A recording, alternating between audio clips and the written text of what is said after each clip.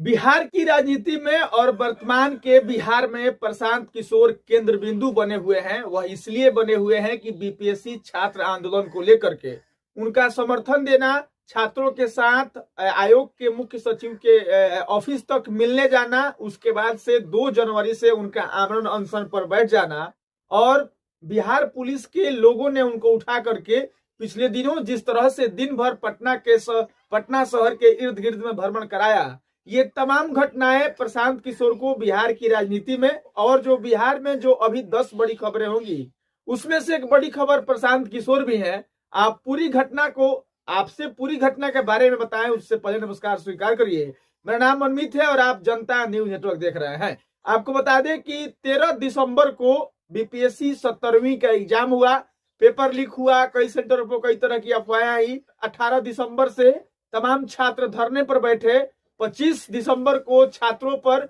जब छात्र आंदोलन करते हुए गर्दनी बाग से आयोग के गेट तक गए, उन पर 5 मिनट के अंदर 3 बार लाठीचार्ज हुआ। उसके बाद एंट्री हुआ प्रशांत किशोर का और प्रशांत किशोर छात्रों के साथ मिलकर के आयोग के चेयरमैन से मिलने तक पहुंचे और जब 5 छात्रों को आयोग के अध्यक्ष से मिलने को अंदर भेजा गया, प्रशांत किशोर वहां से चले आए। उसके बाद पुनः वहां पर छात्रों पर लाठीचार्ज किया गया। उसके बाद से पुलिस के बड़े अधिकारी की तरफ से यह बयान दिया गया कि आपके नेता यहां से चले गए हैं। उसके बाद से आपको बता दें कि जब यह बात प्रशांत किशोर तक पहुंची, उसके बाद प्रशांत किशोर 2 जनवरी से आमरण अनशन पर बैठ गए। आपको बता दें कि आमरण अनशन पर 4 दिनों तक बैठने के बाद जब सरकार के लोग उनसे मिलने नहीं आए, इस बीच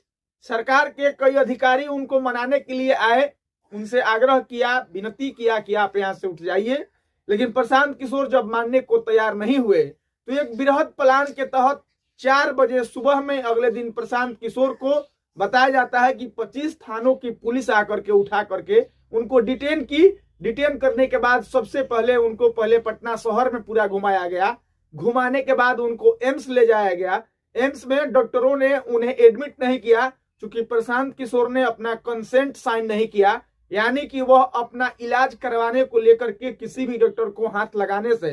आदेश कह सकते हैं कि अपना एग्री और सहमति नहीं जताया, जिसकी वजह से एम्स के डॉक्टरों ने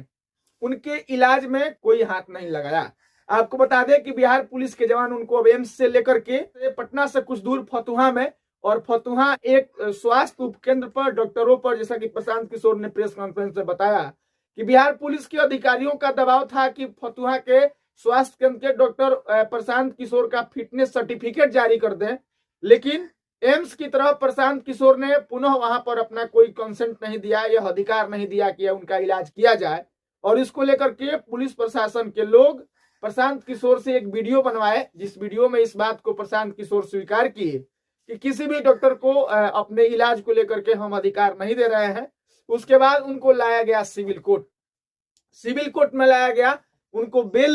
लेना है यह बात कह करके उसके बाद से जिन धाराओं में उन्हें गिरफ्तार किया गया, डिटेन किया गया, उन तमाम धाराओं में उनको थाने से ही बेल मिल जाना था। लेकिन सिविल कोर्ट में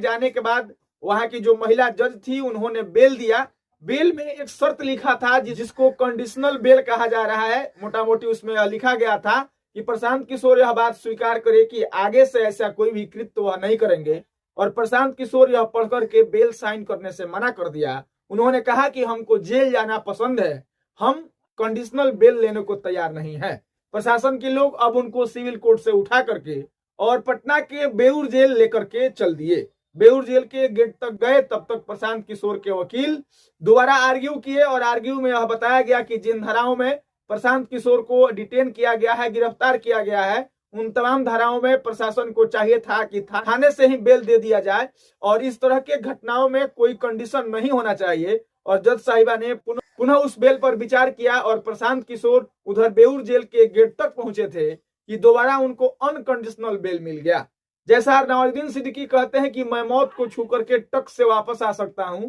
वैसे ही प्रशांत किशोर बेउर जेल के गेट से जाकर के टक से वापस आ गए, लेकिन जेल नहीं गए। आपको बता दें कि यह घटना जानकर के कानून के जानने वाले तमाम लोग आश्चर्यचकित रह गए कि जिस व्यक्ति को कोर्ट से जेल भेज दिया गया है, जिस व्यक्ति के बेल नहीं मिलने की वजह से जिसको जेल में रखना था, उसके बावजूद वह व्यक्ति जेल नहीं गया, जेल के अंदर तक नहीं गया अमूमन आप जानते हैं कि शाम के वक्त में किसी को नहीं छोड़ा जाता है, इसलिए कि जेलर के माध्यम से कैदियों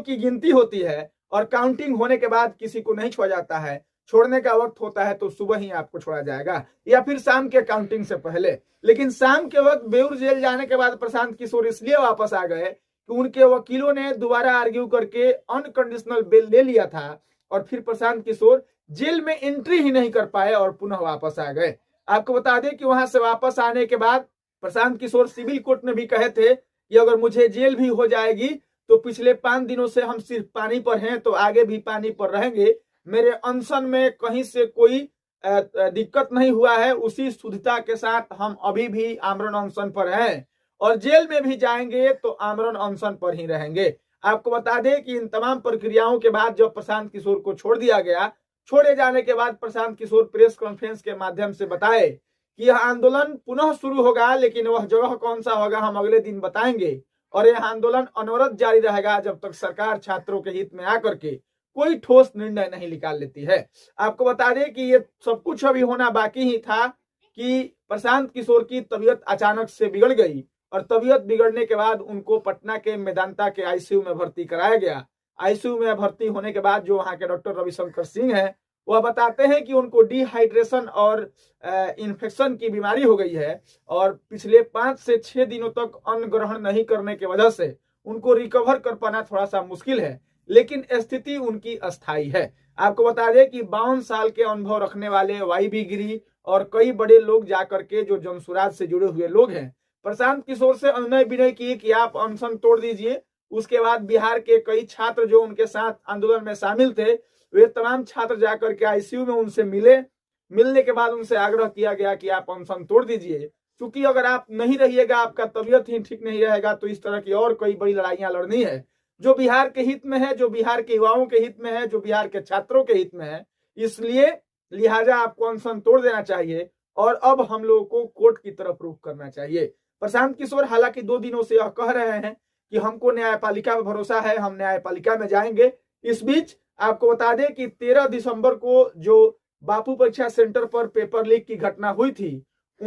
उसमें लगभग 18 से 22,000 छात्र शायद शामिल हुए थे। उन तमाम छात्रों को और 22 सेंटरों में बांट करके पुनः एग्जाम ले लिया गया है। अब प्रशांत किशोर और जो उसके विरोधी यानी कि छात्र जो लोग हैं वे उन लोगों का दलील है कि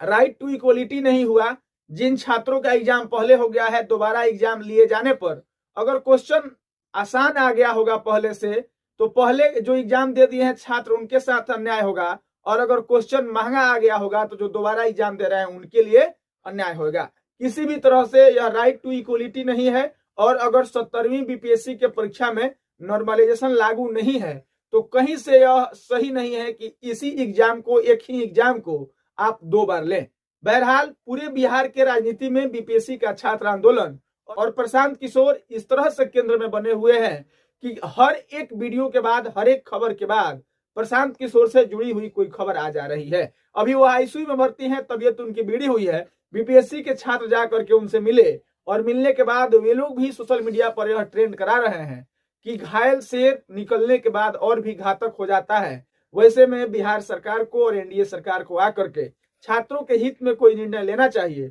और प्रशांत किशोर से और छात्रों से मिलकर के इस अनशन को और इस धरने और इस प्रदर्शन को खत्म करना चाहिए। आपको बता दें कि इसी बीच पप्पू यादव, पूर्णिया के निर्दलीय सांसद पप्पू यादव ने ऐलान किया है कि उनके जो अपने समर्थक, उनके जो अपने कार्यकर्ता हैं, यानी कि जो जन अधिकार पार्टी के कभी कार्यकर्ता हुआ करते थे, उन तमाम लोगों से उन्होंने अपील किया है कि 12 जनवरी को पूरा बिहार बंद रहेगा और बिहार बंद का ऐलान उन्होंने किया है बीपीएससी छात्रों के हित में, छात्रों के पक्ष में और सरकार के विरोध में। 12 जनवरी को आप जानते हैं कि युवा दिवस के रूप में उसे मनाया जाता है। स्वामी विवेकानंद का उस दिन जन्म जयंती होता है और इस अवसर पर पूरे बिहार को बंद करने का ऐलान किए हैं पूर्णिया के सांसद। और आपको बता दें कि जिस हिसाब से यह पूरी घटना हुई है, जिस तरह से इस बीपीएससी छात्रों का आंदोलन और प्रशांत किशोर का यह अनशन चल रहा है, वैसे में कई राजनीतिक विश्लेषकों का कहना है कि सरकार में जो लोग हैं और जो लोग सरकार से विरोध में है, विपक्ष में है, जो वंचित हैं, उन तमाम लोगों को एक मंच पर आकर के और इस मुद्दे पर छात्रों के हित में बिहार के युवाओं के लिए सरकार का विरोध करना चाहिए। किसी भी सरकार को इस तरह से तानाशाही नहीं दिखाना चाहिए और इतना अहंकार और घमंड नहीं करना चाहिए। प्रशांत किशोर भी कहे हैं कि कई बार कि हमारे अनशन पर, हमारे धरने पर चाहे राहुल गांधी आ जाएं, चाहे तेजस्वी यादव आ जाएं, हम उनके पीछे चलने के लिए तैयार हैं। लेकिन कम से कम इस तरह के मुद्दों पर तमाम विपक्षी दलों को एक जगह आना चाहिए, एक मंच पर आना चाहिए और सरकार का पुरजोर विरोध करना चाहिए। प्रशांत किशोर कई धरनों को कोट करते हुए कहते हैं कि यह सरकार के विरोध में चाहे आंगनबाड़ी की महिलाएं धरना करें, आंगनबाड़ी की सेविका हो, सहायिका हो, आशा कार्यकर्ता हो, शिक्षक हो, छात्र हो या कोई भी लोग जो इस सरकार के विरोध में प्रदर्शन करते हैं, उन पर लाठी चार्ज करना यह सरकार के नियत में, यह सरकार के सिस्टम में शामिल हो गया है, जो कि भविष्य के लिए ठीक नहीं है। बाकी प्रशांत किशोर अपने प्रेस कॉन्फ्रेंस में कई बार कहे हैं कि अब तो मामला गांधी मैदान में ही निपटाया जाएगा, इसके लिए चाहे जो कुछ भी हो जाए। बहरहाल प्रशांत किशोर अपना अनशन तोड़ने को तैयार नहीं है। तमाम छात्र आंदोलन कर रहे छात्रों के साथी, उनके अपने जनसुराजी और कई लोगों के कहने के बावजूद भी वह इस जिद पर अड़े हुए हैं कि सरकार जब तक छात्रों के हित में कोई ठोस निर्णय नहीं लेगी तब तक वह अपने अनशन से बाहर नहीं आएंगे और अनशन नहीं तोड़ेंगे। बाकी यह सब कुछ देखना बाकी है कि आगे क्या कुछ होता है। बहरहाल इस खबर को यहीं पे समाप्त करते हैं, आपसे इस अनुरोध के साथ कि पूरे खबर को लेकर के, पूरी घटनाओं को लेकर के आपकी क्या राय है, प्रतिक्रिया दीजिएगा। मिलेंगे किसी ऐसे ही खबर के साथ, तब तक के लिए बहुत बहुत धन्यवाद।